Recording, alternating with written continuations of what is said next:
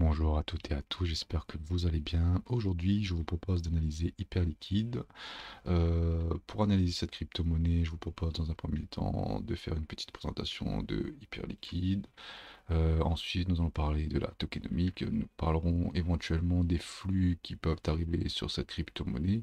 Et pour finir, nous allons essayer de déterminer à quel prix il serait judicieux de se placer sur Hyperliquid et aussi quel type de rendement nous pouvons espérer. Avant de démarrer l'analyse, si vous appréciez ce que nous faisons, n'hésitez pas à liker et à partager cette vidéo et surtout à vous abonner. Et aussi, n'hésitez pas à nous suivre sur les différents réseaux sociaux. Le lien se trouve en bas dans la description de la vidéo. Alors, Hyperliquid. Alors c'est la crypto-monnaie de la plateforme d'Exchanger. Donc, c'est un exchange décentralisé.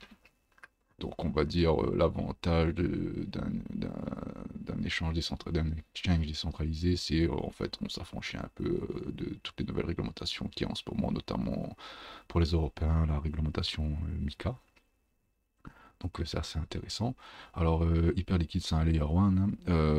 Sa principale caractéristique c'est qu'il permet de faire des transactions assez élevées, assez rapidement. C'est une plateforme communautaire, donc voilà, si vous avez des hypes, hein, vous pouvez participer aux divers comment dire, projets de la plateforme. Et aussi, surtout, l'avantage d'Hyperliquid, c'est que Hype, Hyperliquid, Dexriner utilise cette crypto-monnaie, donc Hype, pour payer les divers frais engagés sur la plateforme. Donc si vous faites un trade, les frais de trade, vous allez les payer en Hyperliquid.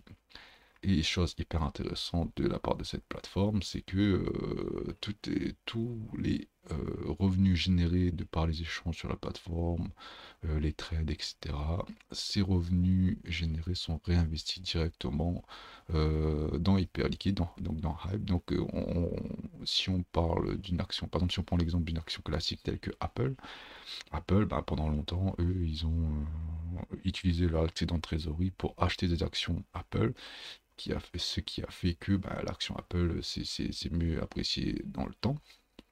Hyperliquid, c'est un peu le même fonctionnement. C'est-à-dire, eux, ils vont réinvestir leurs revenus, leur surplus de revenus, en rachetant du hype, hein, donc du hyperliquide. Et ça fait que, en fait, avec le temps, c'est un actif qui devrait s'apprécier.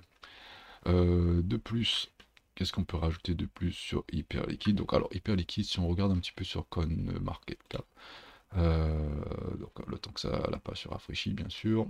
Alors, Hyperliquid, il me semble, 22e crypto-monnaie en termes de capitalisation, avec une capitalisation de 5,5 milliards, hein. L'offre totale pardon, de Hyperliquid sera de 1 milliard à terme. Au jour d'aujourd'hui, nous avons que 333 millions en circulation, 334 millions en circulation. Donc cela implique qu'à un moment donné, la circulation des hypes, euh, la circulation des hypes vont être multipliées par 2 ou 3. Alors, pour voir ça, je vous propose de regarder un petit peu quand est-ce que ces jetons vont être libérés. Alors, on peut voir là ici que Hyperliquid n'a pas prévu de libérer des tokens avant décembre, début décembre. Donc là, cette date, elle est importante, hein. Donc je vous propose, alors, on va rester sur Dextrainer pour l'analyse. Alors, je vous propose de marquer le mois de décembre sur le graphique en disant que voilà, il y aura une forte inflation à ce moment-là, parce que tout simplement, on va commencer à libérer les tokens. Donc forcément, il y aura plus de supply, donc forcément, le prix risque d'être impacté. Donc voilà. Donc là, on va noter ça déjà dans un premier temps, parce que ça, c'est hyper important. On va mettre release.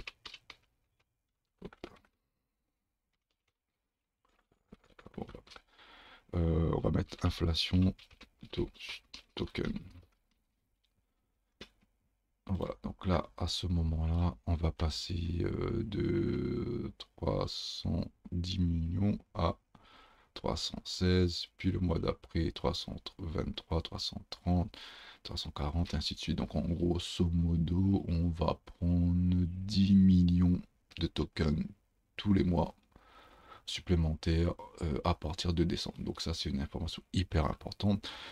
Pour ma part, je pense que si la crypto-monnaie hyper liquide s'apprécie de mieux en mieux jusqu'à fin d'année, moi je pense que la date butoir pour vendre cette crypto-monnaie, c'est bien sûr avant décembre, parce que forcément il y aura de l'inflation et ça risque d'impacter le prix de manière négative.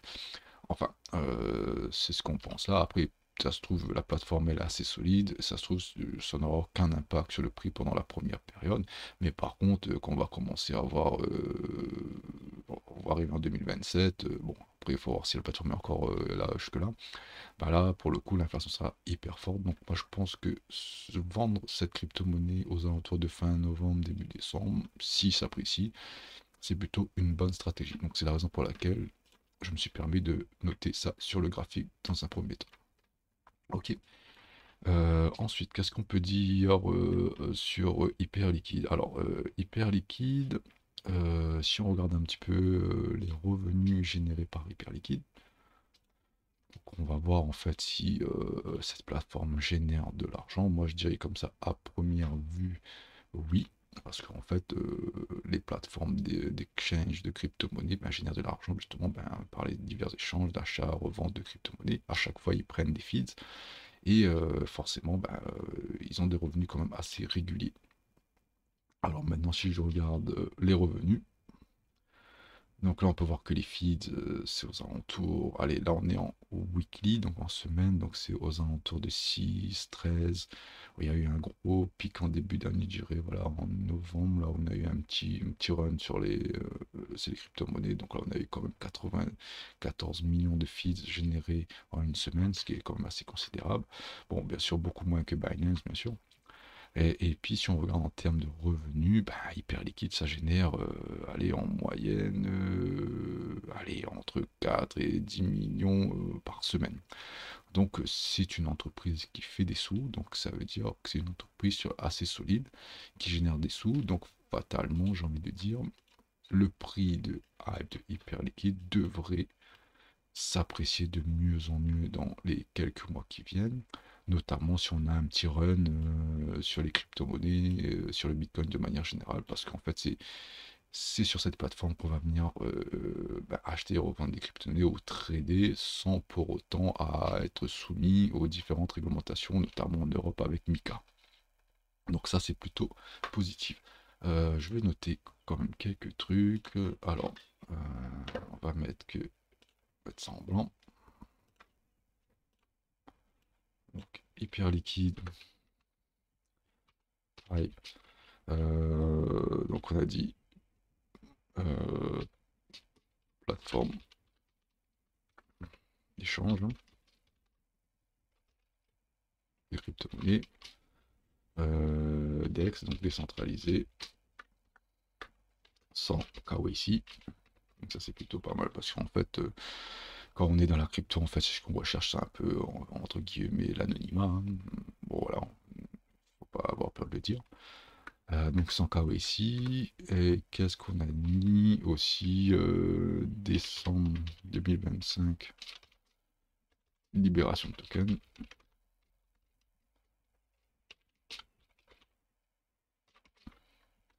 Et surtout, bah, revenu, on va dire, conséquent. Par exemple, si je vous renvoie à l'analyse de Doge que j'ai fait il y a pas très longtemps, ben, on peut voir que Doge, en fait, ça génère rien, en fait. Hein. Donc, moi, l'avenir de Doge, hormis de la spéculation pure et simple, je ne vois pas comment cette crypto-monnaie peut durer dans le temps. Mais bon, si ça dure, en tout cas, c'est pure spéculation parce qu'en fait, Doge ne rapporte rien en tant que revenu. Voilà, donc ceci étant noté, qu'est-ce qu'on peut dire d'autre sur Hyperliquide? Alors, qu'est-ce qui pourra faire, entre guillemets, que ce prix s'apprécie de mieux en mieux avec le temps? Bah, dans un premier temps, comme je vous ai dit à plusieurs reprises, bah, le fait que ce soit une plateforme décentralisée, bah déjà ça permet de s'affranchir de pas mal de réglementations, notamment en Europe avec Mika. Donc moi, en tant que trader, imaginons que j'aimerais faire un trade sur une certaine crypto-monnaie, mais je n'ai pas envie spécialement à valider mon KYC. Je veux que ce soit simple, bah, moi je vais aller sur une plateforme décentralisée. De plus, cette plateforme est assez sécurisée. Pour rappel, il y a eu un petit hack la dernière fois, il y a peut-être 2 ou 3 semaines, un mois. Hyperliquid a tenu le choc, hein, il n'y a pas eu de soucis. Donc niveau sécurité, on a pu tester la sécurité des Hyperliquid, ça fonctionne très bien. De plus, si on fait un petit parallèle avec les autres plateformes de crypto-monnaie, donc déjà on peut voir que Hyperliquid est au-dessus en termes de capitalisation de Bitgate. Donc Bitgate qui est plutôt pas mal, que je classerai dans plutôt les quatrièmes, allez, en troisième ou quatrième plateforme d'exchange centralisée. Donc on peut voir déjà que Hyperliquid est au-dessus de Bitgate pour le moment, mais bon après ça peut varier assez rapidement. Et surtout si on regarde BNB, donc on voit que BNB bah, c'est 74 milliards pardon, de capitalisation. Et ce qui est plutôt pas mal sur les, on va dire, les coins de plateforme, c'est que pendant les phases de hausse, on va dire, du marché crypto de manière générale, alors peu importe la hype qu'il y a, ça peut être les mêmes coins, ça peut être la DeFi, etc., hein, peu importe la narrative, ben, les plateformes de crypto-monnaie comme Hyperliquid, Bitgate ou BNB, ben, en fait, fatalement, ils en profitent de ça, parce qu'en fait, ben, il faut bien des plateformes où on peut acheter ces mêmes coins ou ces DeFi, etc. Donc, peu importe la crypto-monnaie que vous achetez, bah, ces plateformes telles que Hyperliquid, bah, ils en bénéficient également en fait. Donc, c'est plutôt assez positif. Donc, peu importe la hype, si je peux me permettre, peu importe la crypto-monnaie en vogue, les plateformes de crypto-monnaie vont en bénéficier parce que tout simplement les échanges se font sur ces plateformes-là. Donc, c'est pour ça, pour moi, c'est hyper intéressant d'avoir des coins de plateformes d'échange dans son wallet. Et pour finir, qu'est-ce qui pourrait pousser le prix de Hype à la hausse? Bah, tout simplement l'impression de stablecoin. Donc là, on va aller ici, je vais vous montrer ça. Donc l'impression de stablecoin qui a stagné un peu pendant un moment. Et là, on voit que bon, on repart un peu à la hausse, hein. Donc il y a, je crois qu'on a imprimé 700 millions. Alors, en crypto-monnaie, il y avait 1 milliard aussi à un moment donné. Donc là, cette semaine, enfin ce mois-ci, oui, si on prend un exemple, ce mois-ci, on a imprimé grosso modo 3 milliards. 3 milliards. Si on regarde la courbe de manière weekly, on peut voir que bah, depuis, allez, novembre, allez, depuis début 2025, on a imprimé quand même pas loin de 30 milliards hein, de stablecoins. Donc, comme je dis auparavant, peu importe la crypto-monnaie en vogue, peu importe la narrative du moment, les plateformes d'exchange vont fatalement bénéficier de cet argent qui est imprimé parce que bah, il faut passer par elles pour pouvoir acheter des crypto-monnaies tout simplement. Quand on achète des crypto-monnaies, ça génère des feeds et ces feeds se retrouvent bah, ici tout simplement hein, dans les revenus de la plateforme. Donc tout ça, pour moi, c'est hyper positif pour pouvoir faire apprécier le prix de hype dans le temps. Ok. Ceci étant dit, à quel prix peut-on espérer acheter Alp et surtout quel type de rendement peut-on espérer? Alors moi je vous propose de- de faire une simulation dans le temps avec une augmentation du market cap de Hyperliquide qui ferait x2 par rapport à ce qu'on a aujourd'hui, x4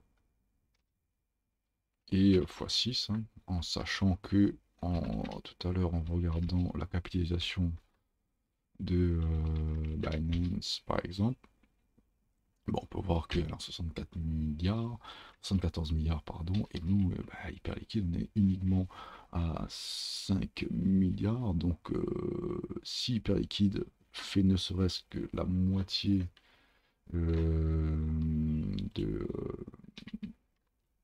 de Binance, bah, c'est déjà énorme, hein. Donc si on prend Binance 74 milliards on divise par 2, ça fait 37 milliards. Et là, si on fait, si on prend le market cap x6, donc si on fait 5 x 6, ça nous fait 30 milliards. Donc voilà, donc un peu moins de la moitié. Donc ce qui pour moi n'est pas déconnant, parce qu'en fait je pense que dans l'avenir, les plateformes décentralisées vont devenir de plus en plus à la mode, entre guillemets, parce que en fait les gens ne veulent pas se conformer tout simplement aux réglementations en cours, hein, notamment avec les KYC, etc. Mais bon, cela aussi a son revers, parce que notamment sur DexScreener, ben, il y a des crypto-monnaies qui apparaissent un peu tous les jours, quoi, on va dire ça comme ça, qui sont un peu des scams.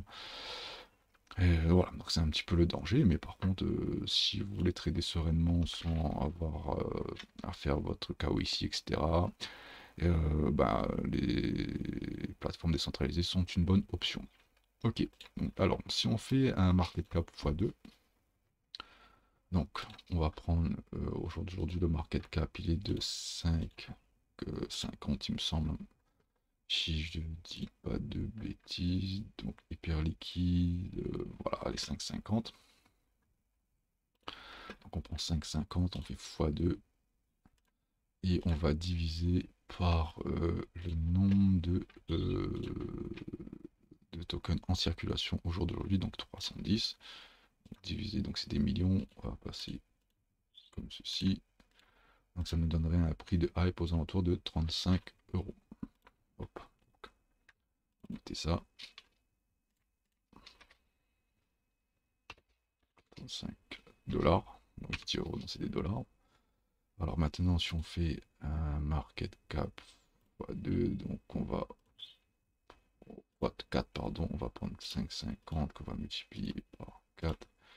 On va ramener au nombre de tokens.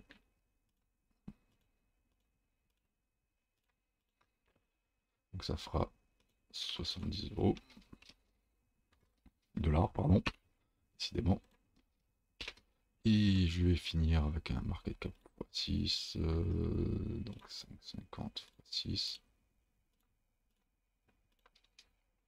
ça fait 33 divisé par le nombre de tokens.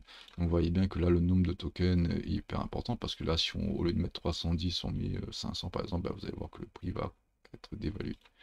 Donc là on aurait un prix aux alentours de 106 dollars. Donc voilà, pour moi c'est des market cap quand même assez réels, hein, parce que quand vous regardez Binance, si jamais il y a un gros bull run, ben, le market cap de Binance risque de doubler, de tripler, hein, je sais pas trop, donc fatalement les petites plateformes entre guillemets hyper liquides, Bitgate, ben, eux aussi vont avoir des multiples, hein, sur leur market cap.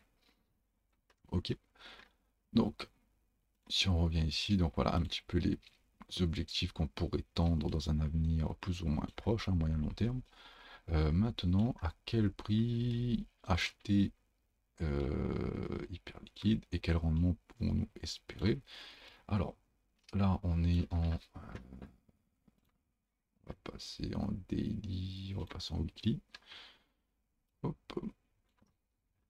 Donc là, on peut voir qu'il y a une phase haussière. Donc là, je pense que c'est l'émission, enfin, les premières émissions de token. On a eu un retracement ici.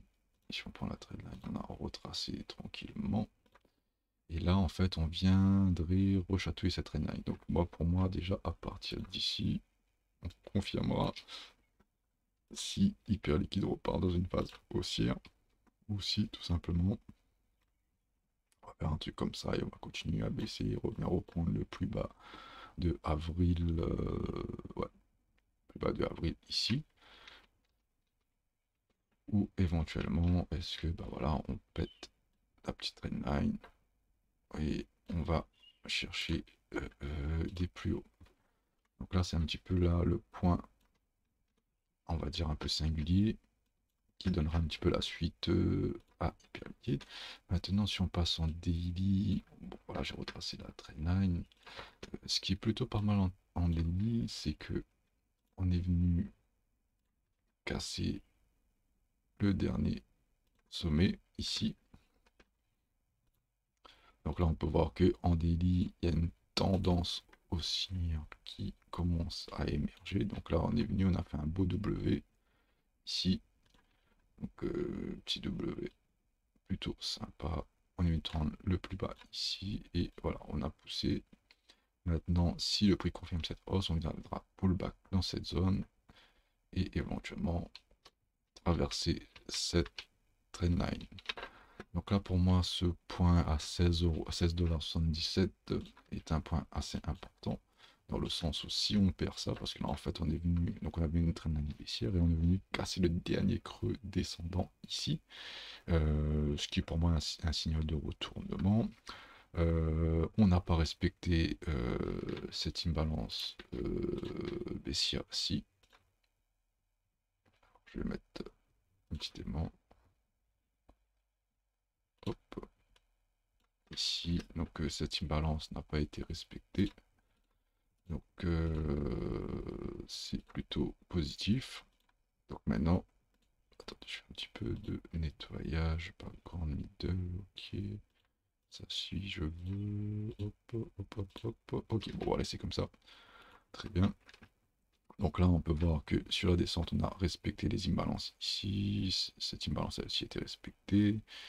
Mais par contre, celle-là a été traversée. Donc là, c'est premier signe haussier. Euh, Tant que...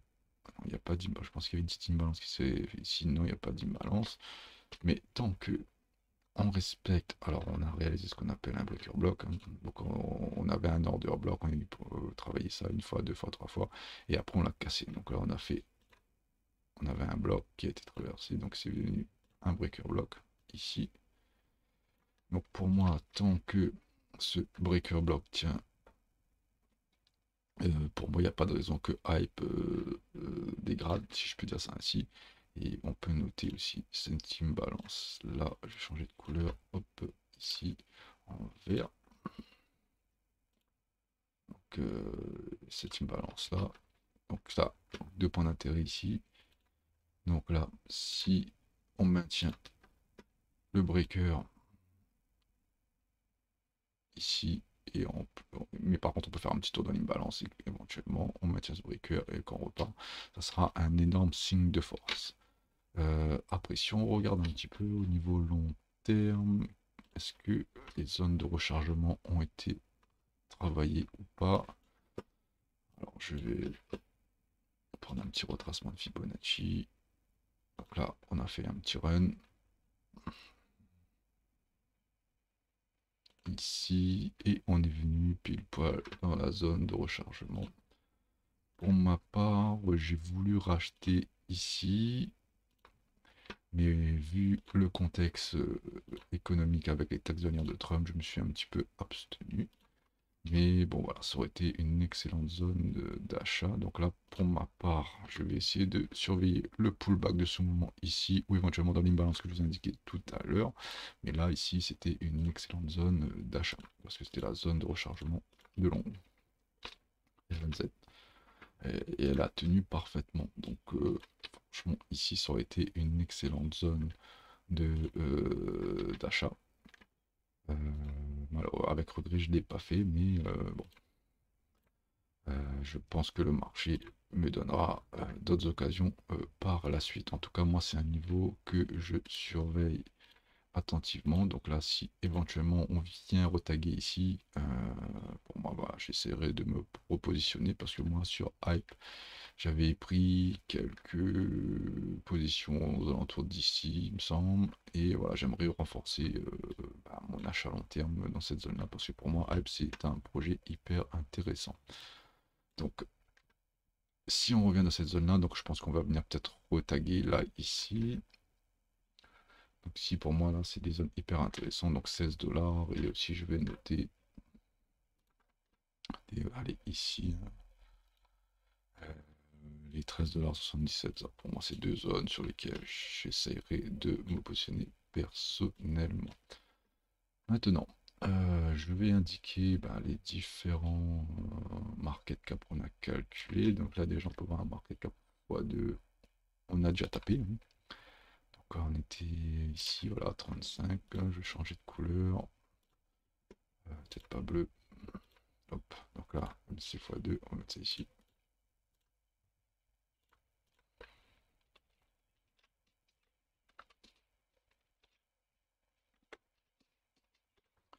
On va indiquer également market cap x4, 70 $.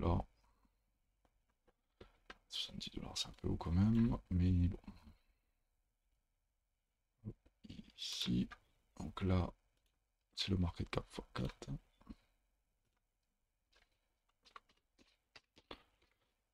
petit peu les zones qu'on pourrait atteindre. Et pour finir, 100 $, il me semble, hop, 106 $. On va mettre le market cap x6. Allez, on va mettre ça en orange. Hop.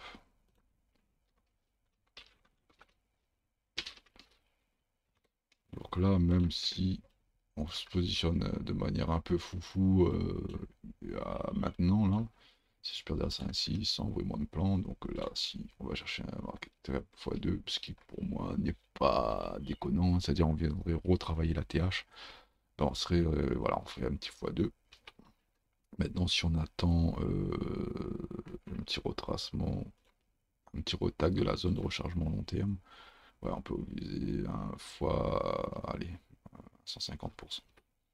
Donc c'est plutôt pas mal. Donc moi, ça pour moi, c'est des objectifs réels hein, qui sont facilement atteignables. Maintenant, si le marché crypto part dans une expansion, c'est-à-dire une petite euphorie, une petite bulle,